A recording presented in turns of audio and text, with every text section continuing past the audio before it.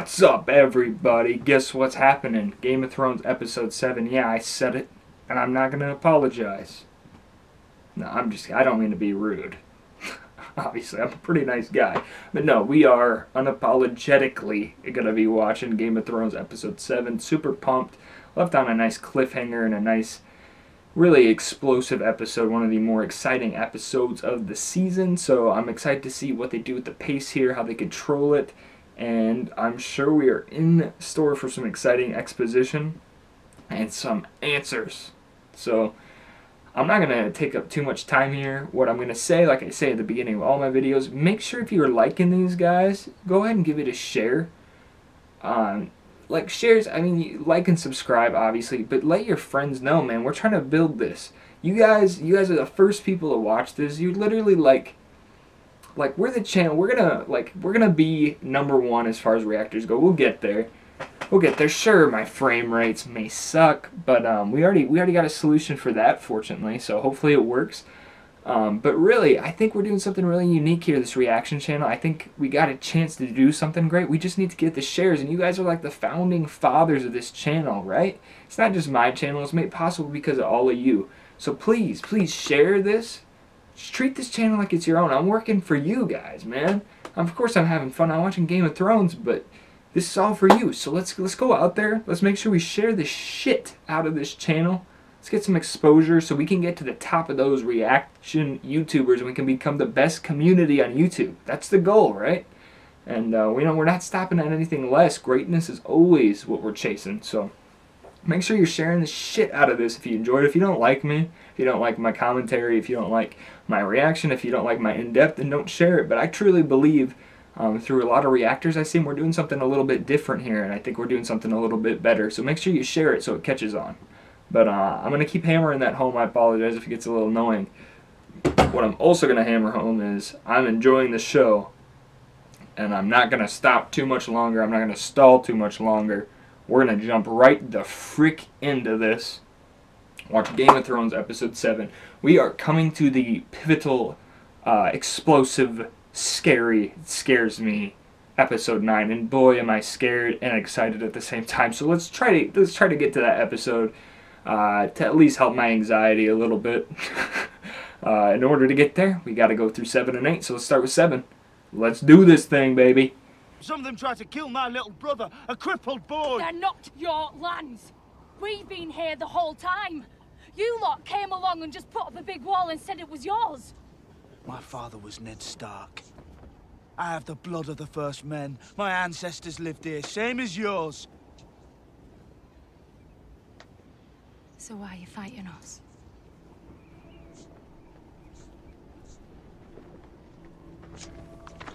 Food for thought. Why are they fighting them? Tyrion had some good words in the first or second episode about the wildlings. You just get lucky if you end up on the first or on the wrong side of the wall. What I was trying to say is Tyrion said just a matter of who was born on the right side of the wall. That's the only difference between wildlings and the normal civilization. It's very true. Music. What's happening?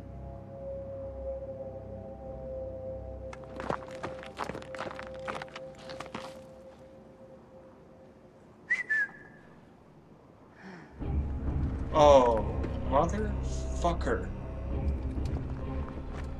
Oh my god. Should have took me while you had the chance. Fuck. Fuck.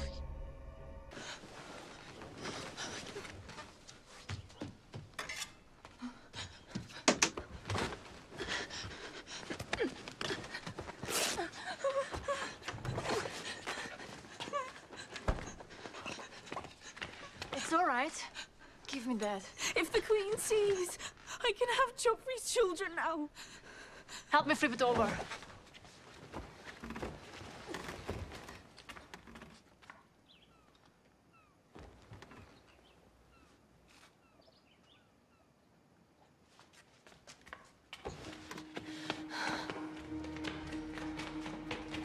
Where are you going?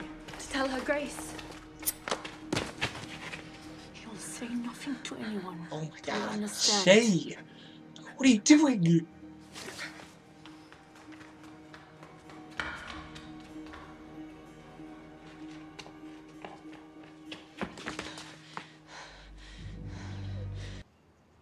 You may never love the king, but you will love his children.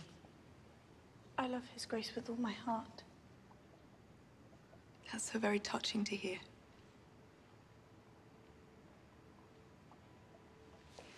Permit me to share some womanly wisdom with you on this very special day. Drop it. The more people you love, the weaker you are. You'll do things for them that you know you shouldn't do. You'll act the fool to make them happy, to keep them safe. Love no one but your children. On that front, a mother has no choice. What is it?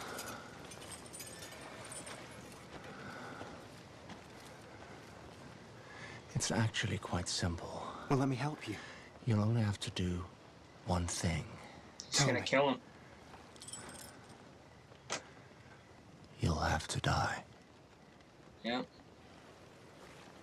I know you, Jamie. Yep.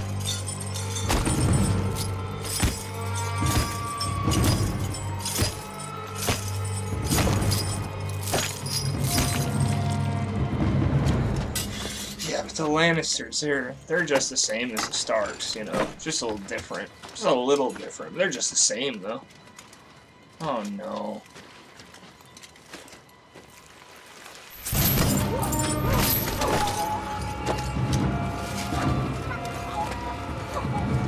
Oh my fucking god. They let him go. Rob, get him. Fucking buck. Excuse my language. 3 dragons the size of cats and an alliance with a charlatan do not make you a king. An upstart and a charlatan. Empires have been built by less. Those on the margins often come to control the center, and those in the center make room for them, willingly or otherwise. The Mother of Dragons will be with her babies. She will give them her love, and they will thrive by her side. Forever.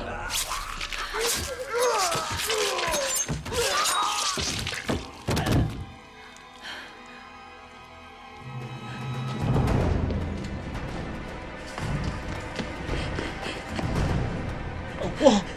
Dude! A mother should be with her children. What? This guy? Where will you run to, Daenerys Stormborn? The dragons wait for you in the House of the Undying. Come see them. Yeah, right, you penis freak. Oh my god. Sword. Are you kidding me? No. I told you what would happen. God. All of you. Yeah, I told you what would man. happen if you served me loyally. And what would happen if you did not? What are you doing? There are What have any you among done? who still question whether your new lord means what he says. Here is the answer to your question. What did he fucking do?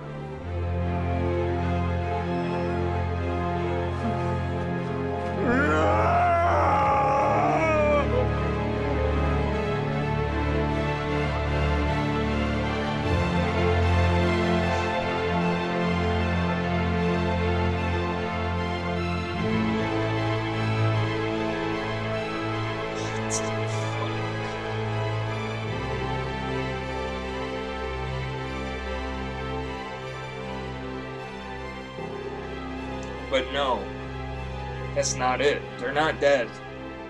It's not them. It's not them, because where's Hodor? No, I don't buy it. It's not them. Holy shit, guys. And is this a surprise? No, but another shocking episode of Game of Thrones just went by. A lot of twists and turns in this one. Surprisingly, really fast-paced, I thought. General overview of it is just good stuff. Is the one line I have for it. It's just really good. It was such an enjoyable episode. So many things happened in it. It was crazy. Jon Snow storyline where he was with the Wildling had a pivotal moment where he was captured. Catelyn and the Catelyn, I guess, storyline or the Stark storyline had a pinnacle where it looks like Catelyn's about to kill Jaime. It's a high possibility. I don't know if it's going to happen. I don't think it will. We'll get into that later. Theon, obviously, it appears as if he's killed old frickin' Bran and what's his name? Bran and Rickon. Crazy stuff happened in this episode. Not to mention Daenerys' storyline with the entire conspiracy going on in the great city of 13 where they killed everyone, and you got Penis Magic Man and creepy want to marry you guy. I don't know their names. That looks like they were involved in this whole conspiracy, and it's Jorah. It looks like he could have had something going on possibly, but we found out some more things about Jorah. So just a lot of stuff happened this episode and was done really well. So happy to see that. Happy to see another well-executed episode. Nothing in this show so far has let me down, and I'm super excited to continue. But let's go ahead and let's move on to the overview here. My in-depth analysis. That's what we're all here for. So, okay. There. These are my chicken scratch. Throw those away. These are the good notes here. Alright, so first thing I want to touch on is Wildling and Jon Snow scene. The Wildling, I don't know her name. First of all, she says that kind of line, "You know nothing, Jon Snow." I've seen that on t-shirts, so that's pretty cool that that episode came. But also she said, "Those are not your lands."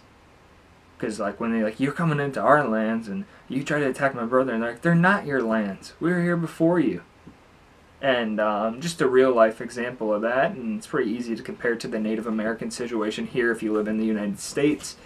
You know, we came and we decided it was just ours. We didn't care who was here before us. We just took our superiority because we built this wall, right? Well, this is their situation. They built this wall, so they're superior. Here, it's just we took our superiority and our power and masses and technology and forced that this was going to be our land. It's a similar situation, great comparison to real life there. Tywin.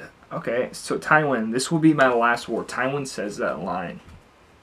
And first of all, he's got to know that it's Arya. He's got to know it's a Stark. He has to.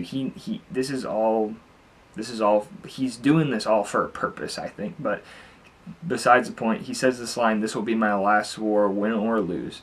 Interesting line there. So we know whatever we think, whatever I think the Lannisters have planned, which I don't think is very impressive, there's more to it. He's got more to it, you know. Tywin seems like a pretty smart dude. He's got his shit together, so I'm worried to see what he's got cooking. Okay, here's a little, got a couple things to say. So the Hound. I told you my theory about him and Littlefinger. Scratch that. Scratch it, scratch, like a DJ. So the Hound, he puts on this cold face again to Sansa. And first of all, I think it's fake. I don't think he's as cold as he acts. I think he has to do it for a reason. And I think I totally picked this up and didn't even touch on it in the last episode.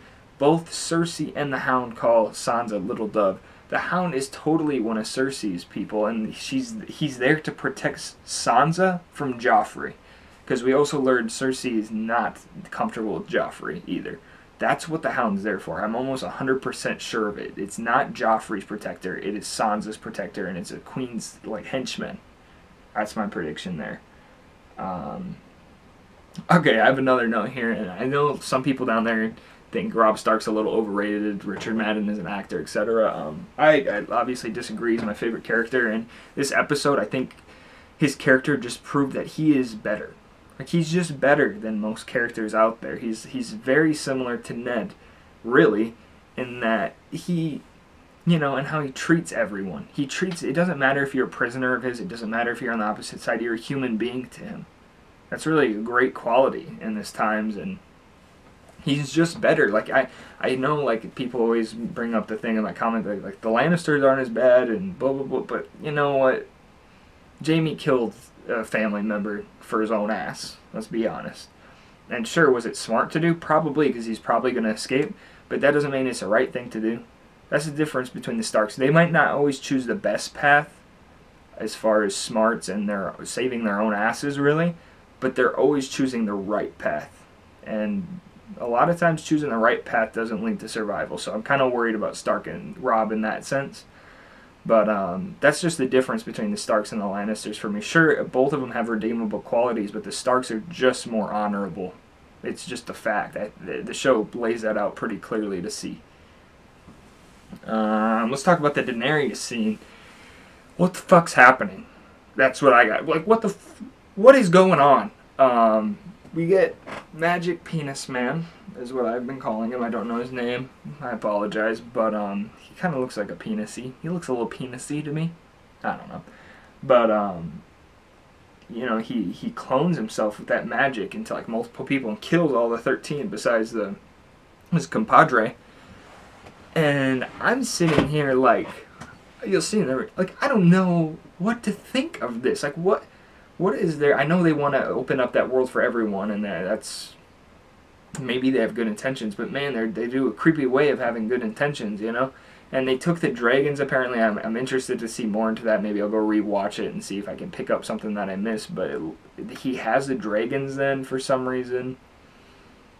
Jorah, that's another interesting part I want to talk about. So Jorah, he did something that hurt Daenerys. I think he was sent there originally. You know, I don't think he was there to protect Daenerys necessarily, but he did something because the masked lady with the chain link mask type thing said, "Are you going to betray her again?" And he said no. So what we do know is he betrayed her once. I'm not 100% sure. Maybe I should know, but I'm not 100% sure what it is. I'm sure I'll figure out in the upcoming episodes here. I'll put things together. But what I do know is that we learned something, and it's kind of already known for me, but it just got solidified. We know what Jorah's through line is, what his motivation is. And his motivation is to protect Daenerys and to see Daenerys through. That's his through line. Jorah's main motivation is Daenerys. Now, I don't even know if it's really in a romantic sense. I think he might have some romantic feelings, but really it's just, I talked about this a little bit. Jorah wants to protect Daenerys, to see her as the king of the realm. That's his through line, because he knows she's different than anyone else. So it's very interesting. Next thing to talk about is Cersei. We had some really, really good Cersei moments. First of all, she does sympathize with Sansa. She really does. And whoever is in my comments saying, oh, it's Leo, I believe Leo the Lion, he was telling me how Cersei was, you know, she's really, and that dinner table scene back a few episodes ago, episode 3, Cersei was kind of being, you know, classic bitchy to Sansa, but he kind of pointed out, like, was she really? And, you know, I think she still came off with kind of an edge, and I think she did, because I think that's just kind of her character and how she comes off, even if she didn't mean bad. She's just kind of got that resting bitch face kind of tone about her, and you know what I mean? So maybe that was it, and it works for her character, because I think that's what her character is supposed to be. But this week, we see she does sympathize with Sansa. She literally tells her not to love Joffrey and to protect herself. That's where my hound theory came into with that scene. So it's interesting. Makes Cersei seem a little bit more human. She also says, don't love anyone except for your children. That's a tough line, man. She said love makes you weak.